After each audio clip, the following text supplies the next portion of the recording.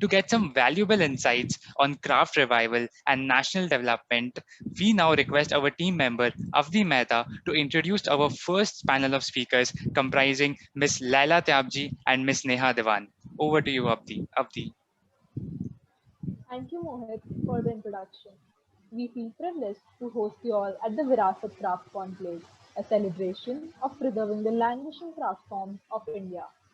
Mahatma Gandhi once said, and I quote, "A nation's culture resides in the heart and soul of its people." And we are extremely grateful to have on board with us Ms. Laila Tyabji and Ms. Neha Diwan, eminent personalities who are connected with the artisans, considered as the soul of our nation. We are extremely grateful and honored to have you both here. Laila Tyabji ma'am is a leading social activist, designer, writer, craft revivalist, and a recipient of Padma Shri Award. She is the founding member and chairperson of Dastkar, a non-government organization working with craft people across India for promotion and revival of traditional crafts by linking rural craftsmen to urban consumers. We are honored to have you with us, ma'am. Ma'am, although you originally came from Belgium to become an artist, you went on to start Dastakar so as to preserve the art you stood for. Could you please tell us how exactly you got this idea to start Dastakar?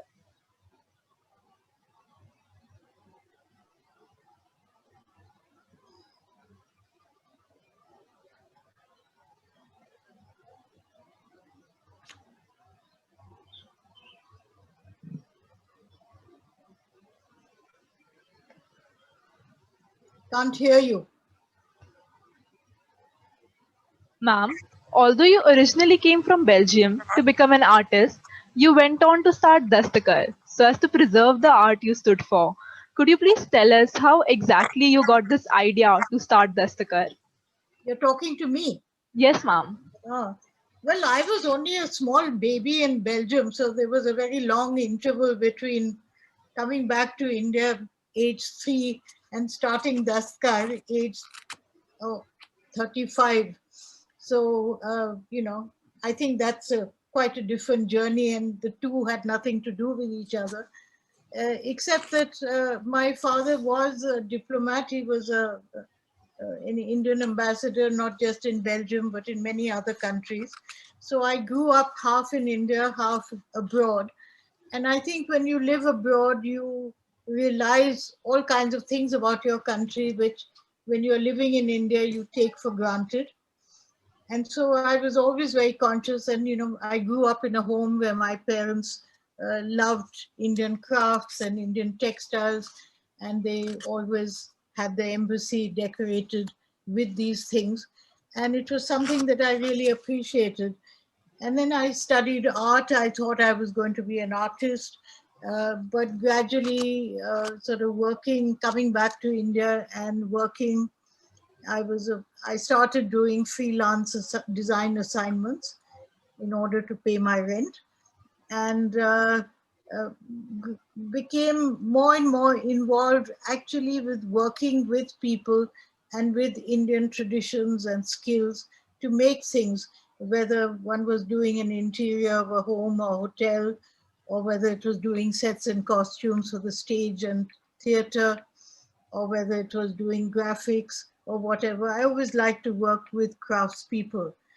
And but I was freelancing, doing all kinds of things. And then when I was 29, I got a very exciting assignment to go as visiting designer to Kutch for the Gujarat State Handicrafts Corporation, which was just setting up. This was in 1977, 77 or 78, I think. And at that time, Kutch was really quite unknown. And in fact, when people asked me, and I said I was going to Kutch, they said, "Where's Kutch? Is it in Africa?" And it was that unknown. But it was a most amazing sort of period of my life and a real eye opener. I was there initially for 3 months, but I stayed on for 6 months, traveling around in villages and working with craftspeople, documenting their skills and seeing how they could be adapted for the urban market and the urban consumer. And remember that this was sort of 45 years ago. And now, of course, Kachi handicrafts and Gujarat embroideries and ajrak and all that have become almost a cliche. They're so well known. But at that time, really, people in the metro cities didn't know about these skills. And the craftspeople themselves didn't realize that uh, the skill that they had in their hands and the products that they were making had a potential, because they were making things for themselves, for their children's diaries, for their own homes, to decorate their camels and their sort of cattle. So it was very exciting, and it taught me, I think, a lesson that has stayed with me and possibly led to the kind of impetus which led to Dastkar, which was that unless you can empower craftspeople, you can't really improve the products. I mean, you may have all the most wonderful ideas in the world, but unless craftspeople understand that and see and have a motivation to make something better, unless you can give them access to good raw material, to learning things like costing and pricing and proportion and product design, you know, you may have all those dreams, but it doesn't really result in anything. And I think that's why when I came back to Delhi, although I did another sort of, I was visiting designer and merchandiser for the Taj Hotel, there was something at the back of my mind, and kept talking about how one could integrate craftspeople into this development process. And those conversations then led to Dastkar. I must point out that I'm not the founder of Dastkar. There were 5 of us who got together. And I think that was actually the strength of Dastkar initially, that there were 5 of us coming from very different backgrounds and professions. And we each brought something, both an idea and an expertise, that made Dastkar into this kind of holistic support organization for craftspeople. Thank you so much, ma'am. Your journey is truly an inspiration. Since we have been working in the craft sector, we know it can be revived only if everyone from across nations comes together. Internationally, UNESCO is the only organization with a global vision of the socio-cultural and economic role played by crafts, and endeavors to develop a well-balanced action in favor of this sector. We are delighted to have with us Ms. Neha Diwan, our co-panelist, who is the Program Officer for Culture at UNESCO and Chair at Indian Women in International Relations. She has been actively working for the promotion of artists' welfare and is an expert in international relations and security. We extend a very warm welcome to you, ma'am. Ma'am, we have heard a lot of talks about initiatives taken by UNESCO for preserving the dying art forms. Would you like to tell us about your journey as the Program Officer for Culture at UNESCO? Thank you very much, Abdi, for that kind introduction. And I think at the outset, I must begin by congratulating Enactus SRCC for all the fantastic work that you have been doing. And I think on that note, I might bring up an old amicable collegiate rivalry, because when I was at LSR, I was associated with Enactus. And I think one of the most memorable things from the time was how that amicable rivalry, as I say it, encouraged, I think, our societies to do more as young people for the craft sector and for cultural communities. And I think kudos to you to set up this platform following a devastating second wave of COVID in India. And I think we often talk about the impact across the sectors and across the global economy, but artists certainly, craftspersons certainly are some of the most drastically affected groups in that nexus. And I think, as you mentioned, UNESCO certainly is the only UN agency to have a mandate on culture. And since its inception and very foundation, it has focused on developing standard-setting instruments, a set of recommendations, and the means to localize them for different contexts.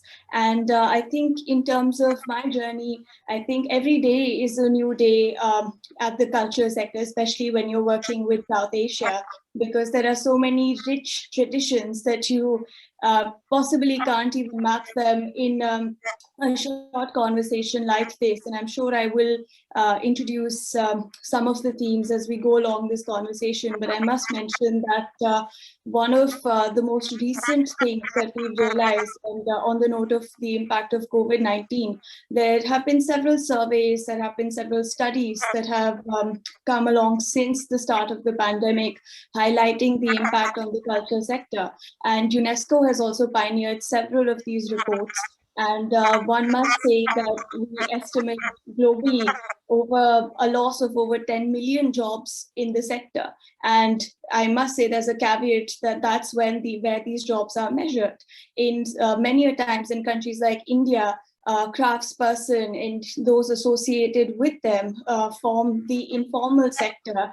And there is a significant lack of data, of understanding of who are these practitioners, what are their contributions to not just the overall economy, but also the cultural economy and creative industries that, you know, countries pride themselves on, and who is the artisan and what's the impact on their life. And I think in this process, even going beyond numbers, what we realized at UNESCO was that there is a larger problem, or as one would say, a structural issue, which is that while COVID did expose a lot of these incongruencies and the impact on the lives of artists, there is a larger question of their long-standing welfare.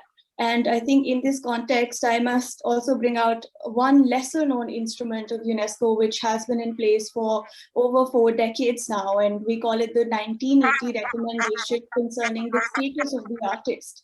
And it truly is a very, very novel instrument because it talks about the artist as a professional and improving their status as professionals, improving their social status, and improving their economic status, and not just in a normative sense, but by improving policy structures that are in place, by introducing legislative measures, and by encouraging nations to build the capacity of professionals within the sector. And I think COVID has I think one of the unintended consequences of COVID has been to expose these long-standing issues and start a longer conversation about how can we sustain the lives of these artists, because indeed there are dying art forms, but they also have been endangered in many cases before COVID in the absence of these structures. So I think there are several conventions of UNESCO. There are many countries, including India, that have signed up to some of these commitments and promises to support the craft sector, the cultural industries. And I really look forward to unpacking some of these as we go forward. But for now, I'll pass the floor back to you. Thank you. Thank you so much, ma'am. As mentioned by you, do you think we can implement some policies on the national or even state level for the prosperity of our artisans? Absolutely. I think one of the core objectives of UNESCO within this sector is to ensure that the artisanal sector is represented in national development plans.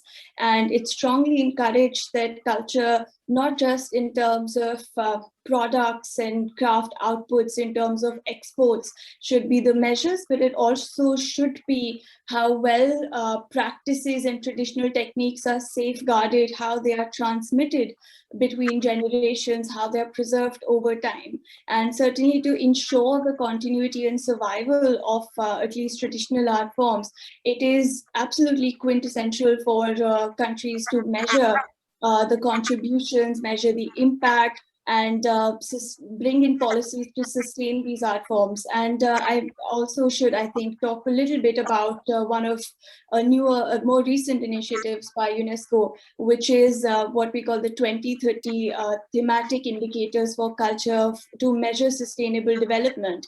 And it really is like making an oblique intervention and encouraging countries to measure the contributions of culture, and more indirectly the contributions of craftsperson in sustainable development, because very often we see culture as something that exists in parallel with social development, with economic development, but it's really about seeing them together and recognizing those linkages. And certainly there is a need for greater investments in culture as well, to make sure that we can sustain these artists and art forms. And I must, I think, mention two of our ongoing projects here. One is with the government of Rajasthan, where UNESCO is supporting the direct capacity building, upskilling, linkages with digital markets, as some of the themes you mentioned in the beginning of this session as well, for artist communities across Jodhpur, Jaisalmer, Barmer, Bikaner. And the idea is to develop cultural hubs where these artists are, because I think one error that we unintentionally make is to remove the context of the artist, to remove the space which produces the art form for the artist, and take out the product from that section. While of course it's essentially, it is very essential to bring the product, to bring those outputs to a larger community, it's also about making sure that the conditions of those artists where they are enable them to continue those art forms as well.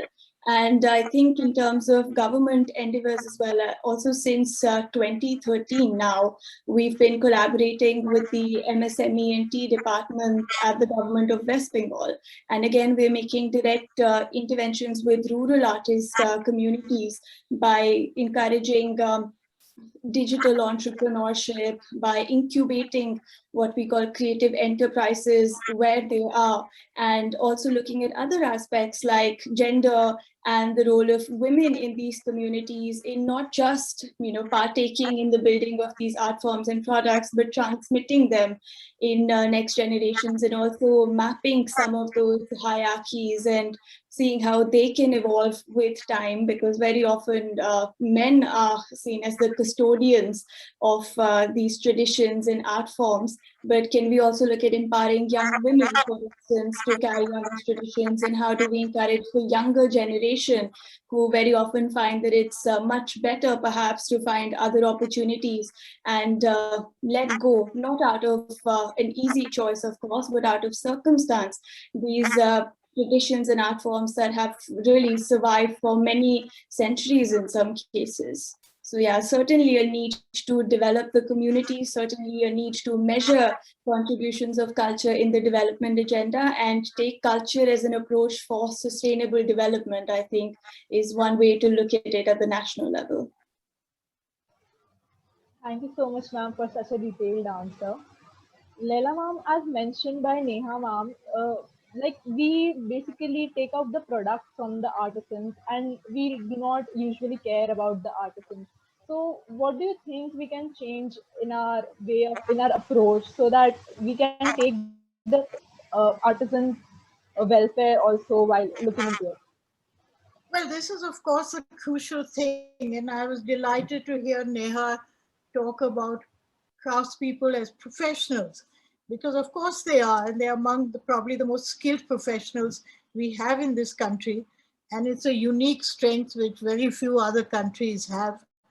And yet, by and large, whether it is government schemes or whether it's civil society, or whether it is our bureaucracy and our politicians, we tend to think of the craft sector as something that's antiquated, which is slightly primitive, because it's sort of rural based, and very few of the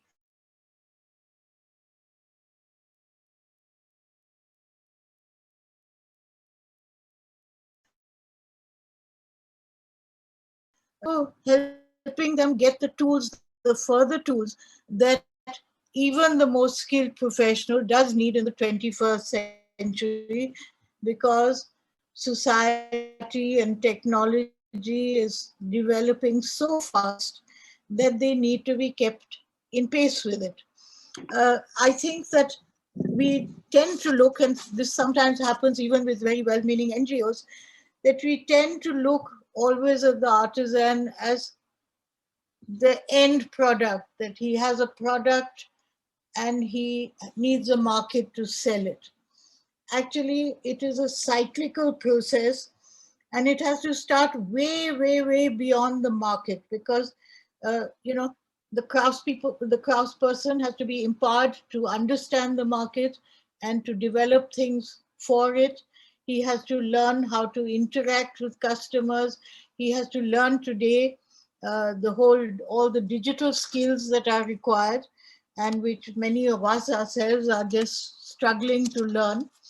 And he needs to learn to be a good photographer. He needs to be a good mathematician. He needs to be a wonderful merchandiser. He needs to be able to bargain for the right raw materials. He needs a whole holistic set of skills. And at the core of this is really our understanding of the importance of this craftsperson and the respect that he is owed, and that he is a very integral and important part of Indian society. Not just culture, actually, but, not just aesthetics, but society, economics, um, of course, the cultural history of India, our identity. These are all things which are actually dissolving in this global society, but which is actually something very unique that India has. We are striving to catch up with the rest of the world in many, many aspects. But this is something that India has, which is a unique sort of, actually a gold mine, as I often say, and which other countries in the world are dying to emulate and to copy and to have. We have the Chinese coming over and taking Kolhapuri chappal makers and Banarsi sari weavers to China to teach their craftspeople. But somehow we take it so much for granted. Just as when we drive to our offices and we see the Qutub Minar, and we don't realize what an extraordinary technological achievement it is that was made so many years ago of engineering and whatever. We just say, oh, that's the Qutub Minar. Similarly, we look at craftspeople, and perhaps almost the problem is that we have so many craftspeople. I mean, we have so many that we haven't even documented how many there are. The figures vary between 20 million to 200 million. Nobody has ever actually included all the ancillary workers that go into, say, a handloom weaver. I think there are 12 different processes that go in, and each of those actually gives an income and employment to an individual, sometimes 2 or 3 individuals. But we never tabulate them. We take it all for granted. And I think that, that is also the beginning of the development process, that we must know who they are, how many they are, where they are, what their skills are. And, to me, it seems quite shocking that even in the UNESCO listings, there's only, the Khateras are the only ones listed. When we were doing a listing for the All India Handicrafts Board about 40 years ago, I think we found 750 different craft skills, each of them then broken into, sort of by skills, because if you take embroidery, we have so many different types of embroidery in India that if we start counting those, we would really go into thousands. So I think respect is at the core of the way that we have to look at crafts, at the craft sector, admiration and recognition, but also assistance in more than just giving them marketing networks. I'm delighted that you are going online. So many organizations, including Dastkar, have seen in COVID times that really you have to have an online presence because people don't go to markets, craftspeople have lost their bazaars, their buyers, etc. But before you have a product which is ready for online, before you have a craftsperson who's ready to effectively use online, there are many, many things that all of us have to learn, including the craftspeople, including ourselves. Because otherwise it will be just one more thing that will say, oh, we did it. But you know, craft today in the 21st century doesn't really work. It's irrelevant. And we have to prove that that's not so.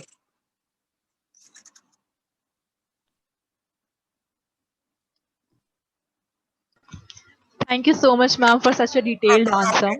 You mentioned somewhere about the bazaars. We have heard a lot of things about Galiye Khas and the artisans-oriented bazaars which Dastkar sets up. Could you please tell us how you got the idea to set up these bazaars?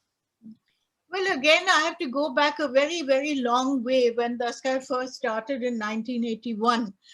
Because now, of course, crafts bazaars are a dime a dozen. You know, we have permanent places like the Lihat, we have many, many organizations and government departments doing bazaars. There are Mahila Hearts, there, different states are organizing crafts bazaars. But frankly, in 1981, there was a huge divide between craftspeople who were making things in their own villages and the urban consumer, who very often, particularly if they were young people, didn't even have any idea of what all these skills were that existed.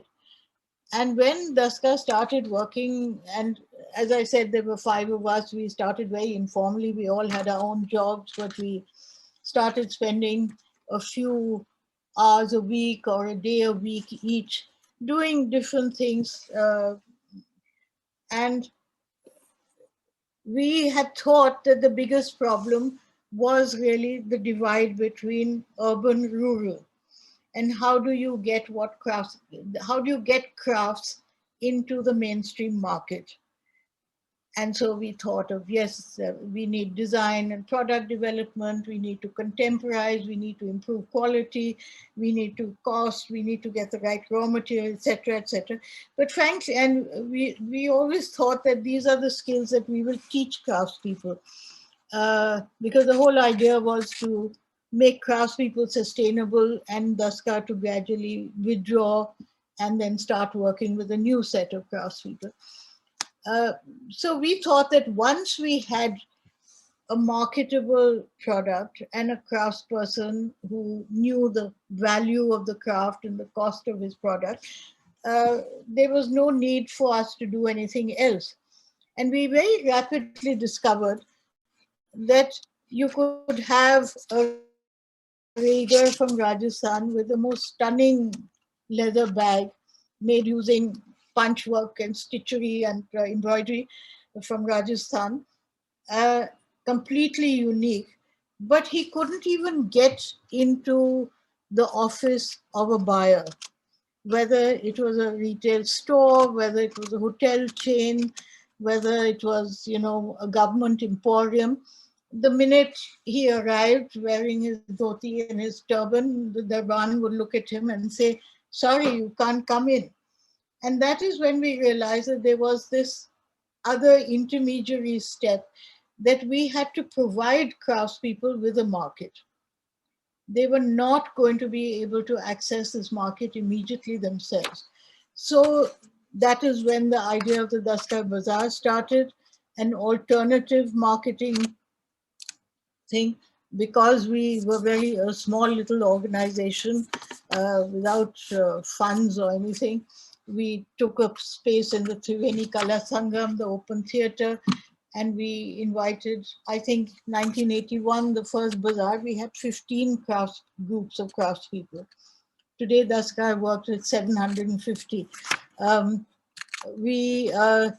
they came, and amazing though it seems now when craftspeople travel the world and, so confidently arrive everywhere, this was the first time that many of them had been out of their village. We had to go and collect them from the railway station with placards. They stayed with us in our homes because they were so nervous. They hated the food. They hated the Delhi cold. You know, the ones who wanted rotis didn't like the rice, and the rice eaters didn't like the rotis. And it was quite a challenge. And it was very interesting that customers too were so unused to seeing the people who actually make these things. Some people really got very emotional, uh, and looking at, say, Hasuben, who had embroidered something, and seeing her actually doing it, you know, they actually welled up with tears and said, we never realized, we'll never bargain again, because we now realize how long it takes. There were others, complete opposites, and you know, Delhi customers. There were others who felt that, oh, these people are Hindi speaking, or sometimes not even Hindi speaking. They've come from the village, so we can bargain with them. And even though the things were very reasonably priced, they would try to beat the karigars down and make it cheaper and cheaper. So education of the consumer was as important as educating the craftsperson. And uh, we actually found that the bazaar was a very good mechanism, not just for making sales. So of course that was very important, because it proved to craftspeople that there was a market for what they made, but it was also a learning of what customer tastes were, what kind of colors, what kind of sizes, what kind of shapes people like to wear. And a lot of the things that that our Dastkar group had been trying to tell karigars, that, you know, you must use good material which doesn't bleed. It's better to spend a few extra rupees, but don't have something that runs color. And they would say, oh, you know, big deal, as long as our embroidery is great, you know, why this fuss? Or sizing.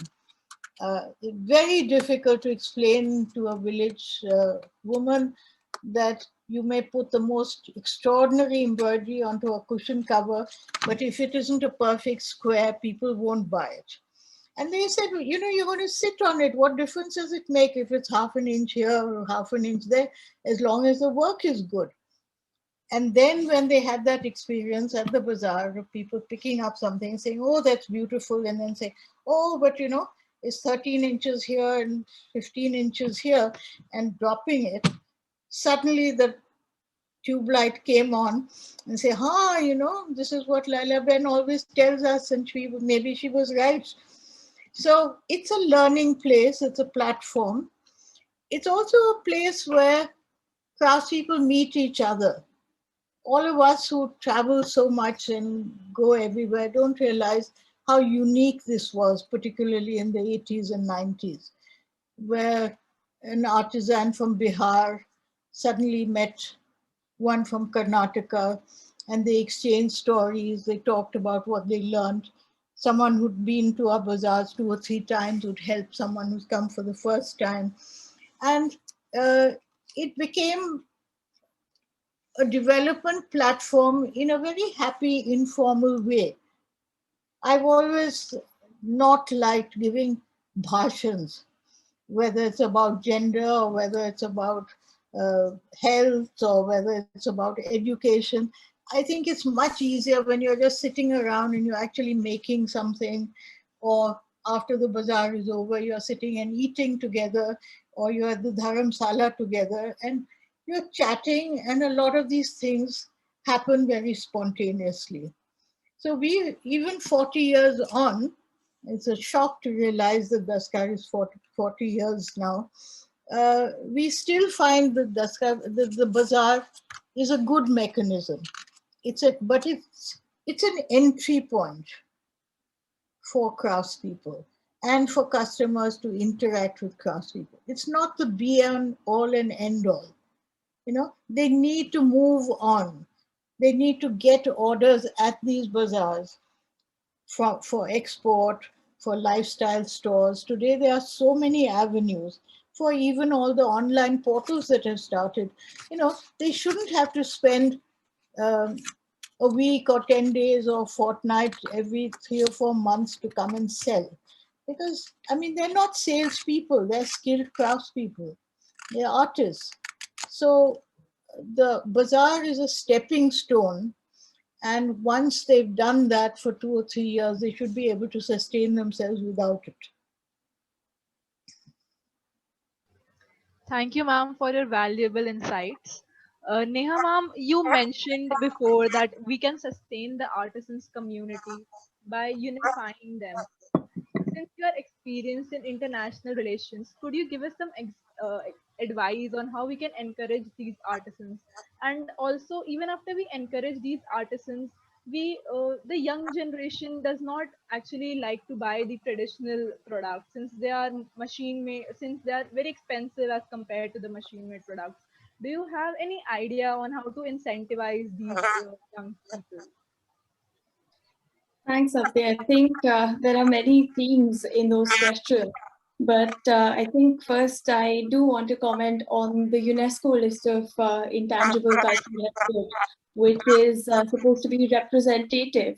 And I think there is a larger policy onus on the country that sends in their nominations and their suggestions as well, because it's not just about, okay, here's a craft or here's a tradition or a practice, it's on the list now and that's the end of the story. That's really where the journey begins, because one of the key questions that there is that how interested or what kind of plans does the country have to safeguard these traditions, safeguard the authenticity behind these traditions, and what about the communities and the consent of the communities, the role of the communities is one of the key things there. So without the communities, you can't just separate the element from it. And I'm sure that the unfortunate thing is, if we asked our audience to name, say, 5 World Heritage Sites in India, there would be instant answers. But if we ask them, okay, 5 intangible cultural elements, the heritage elements, there I think the response would be much slower,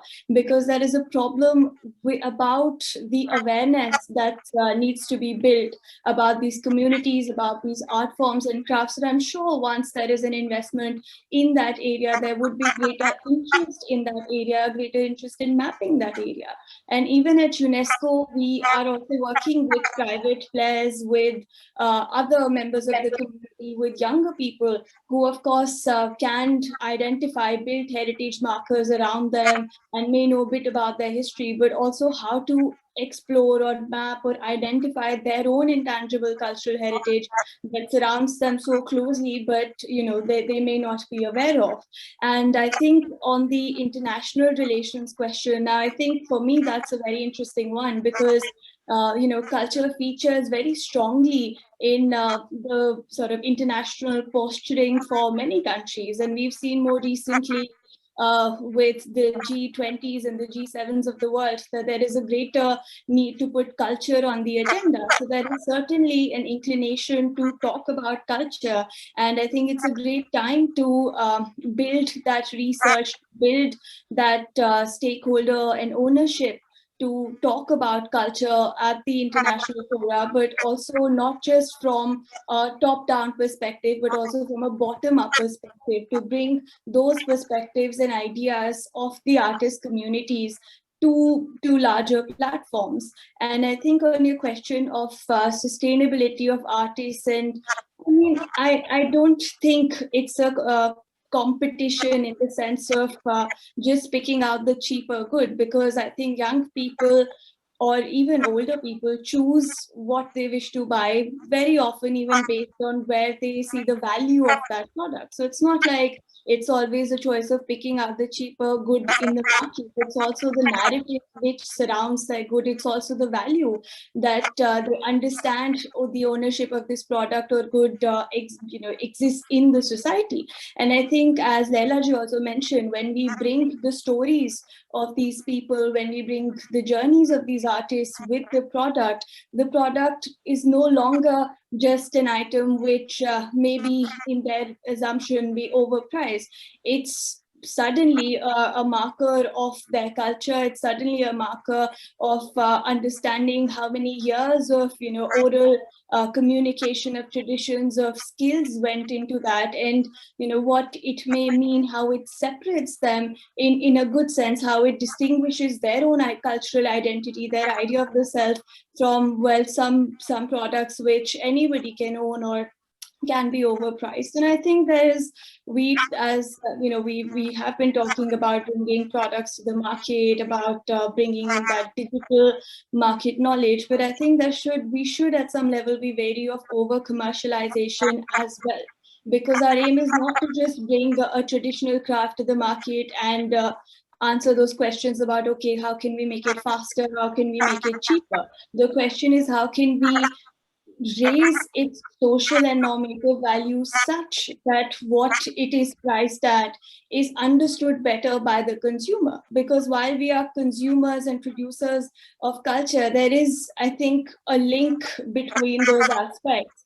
And I think there is just a greater need for recognition of that. And certainly one of the biggest aims of any crafts or handicrafts related endeavors should be to look at the self-sustainability of the artist as well, of improving their conditions where they are, of improving their needs for interests. I mean, naturally, if there is a craftsperson who spends a number of years learning a craft, growing up, spends a large amount of time, producing a certain product, and then suddenly at, I think, the helm of their youth is told that, why don't you choose a job in engineering, or why don't you take up, a post-graduation course which might get you a better job? I think that's the narrative that we need to slowly deconstruct and rebuild.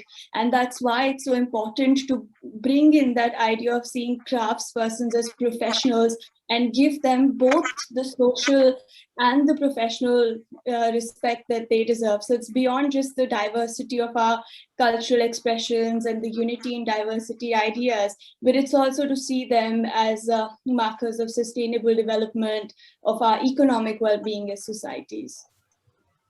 I hope that answers your questions. Yes, ma'am, of course. Thank you so much for your invaluable insights. We have all of us have got a lot of insights about the functioning and challenges of the torchbearers of our heritage, and we have you to thank for it. Before we end this session, if you could please say a last few words. I think, Laila ji, would you like to go first, please? Yes, I'm actually dying to answer that last question, because you said something about, that the younger generation doesn't want to buy craft. And I think there are sort of three different reasons for that. One is that they don't know enough about what is available in craft. And I think it's important to remember that craft is a form of production. It does not mean that you have to wear something which comes out of Mughal-e-Azam, and look like a sort of fancy dress. You can wear the most stunning contemporary clothes and still have them embellished by craft. Whether it's block printing, whether it's bandhani, whether it's embroidery, you can use it in any way possible. And if actually people who worked with craft shook their minds out of the fact that craft always has to look exactly the same as it looked 100 years ago, or 200 years ago, or 300 years ago, I think it would be much easier to find a market. I'm not saying that you have to completely turn craft into something which is either Western looking or whatever. The craft skill, the technique, the motif tradition is the signature of crafts, and that's its strength. But you can use that to design something which looks very contemporary and which is also functional and which looks good in your homes. So that's one. The second bit, and where I think that organizations like UNESCO or the government of India or whatever have to play a part, because I think NGOs just don't have the resources to do that, is to create that awareness. I think that unless we promote and actively put out and present the richness of what we have in the craft sector, in terms of techniques, in terms of materials, in terms of designs, and in terms of people who are still living skilled professionals in those crafts. No one is going to go. Today, people, consumers don't have that energy and time to go out to some Maidan where there's a craft bazaar. They certainly don't have the capability of trekking out to Kutch or to Bihar or whatever just because they want to buy a piece of ajrak or a piece of Madhubani. So we have to both bring it in an attractive, contemporary way to the marketplace, but we also have to create that awareness that that exists and it's worth having. We all know what an extraordinary impact the Incredible India campaign had on even domestic tourism, where people who only knew about, the Golden Triangle of Agra, Delhi, Jaipur, suddenly began traveling to all kinds of quite small, unknown places in India because there was this amazing campaign on our TV screens, on cinemas, in magazines. And I think we need something like that for craft. And to make that look exciting and interesting, and to show, how alive craft is, how adaptable it is to all kinds of functions and uses, how actually still very contemporary it is. And I think the third point is at a time when I think most consumers are getting a little tired of this branding. It was very exciting when India opened up and brands suddenly became available. But I think today people want to look different from each other. And one way that you can look absolutely unique is to wear handcraft, because each piece can be different. It's not like a brand which has to make, I don't know how many millions of yards of fabric in order to become sustainable. You can change the color and design on a sari or a dupatta every 3 meters without it costing any more. So I think we have to put all this information there. We have to make people aware of it. We have to also build a lot of hostla, a lot of confidence among craftspeople themselves that there is a future for them and their children. And I think these are all the steps which have to happen side by side with the product development, the skilling, the training, and the market platforms. My hair has gone gray in the process. Now it's your generation's turn. Yes, of course, ma'am. I really hope that through these inspirational words, many people would change their thought process and the craft sector would flourish as it used to. Neha, ma'am, what would you like? What MPhil has done is quite extraordinary. You've taken a completely almost dying craft and something that people associated only with their grandmother's kitchens into something which is so exciting and vibrant and fun. And I love to see you at our Dastkar Bazaars, and people of all ages and all nationalities coming and looking at this wonderful, vibrant, shiny products and how beautiful they are. And I don't think any plastic or, Tetra Pak or anything can match it. And it's not even that expensive. Maybe it should be a little more expensive actually, but anyway, that's another matter. Yes, ma'am. Very rightly said, ma'am. Neha, ma'am, what would you like to say about this? I think one of the first things I would mention, or rather invite the audience today, is to really explore some of the stories that at least at UNESCO we've tried to bring out. We've tried to bring out the voices of Pattachitra craftspersons from Pingla to Jutti pottery, miniature painting makers from Rajasthan. And I think the onus is on the social media, young people generation to really disseminate and disseminate the word and stand in solidarity with these artists and craftspersons with the same enthusiasm that we share other campaigns on social media. And I think with this, there is also the idea that while we safeguard that traditional knowledge, those practices, those communities that practice them, we also need to prepare them for the future, for contemporary challenges. I think over half the world's population lives in cities today, in urban centers. And we need to ensure that this gap between the rural and urban, between where craft spaces lie versus where the idea of this modern lies, that gap needs to be bridged a lot more. There will be a need to talk about environmentally conscious choices in in our choice of products that we consume. And I see more and more societies, modern sort of communities go back to handicraft and handloom traditions because they use natural products or organic colors, as they are called. So I think there is a scope for revival, and there is a great benefit that can or synergy that can be developed by looking at some of these areas as well.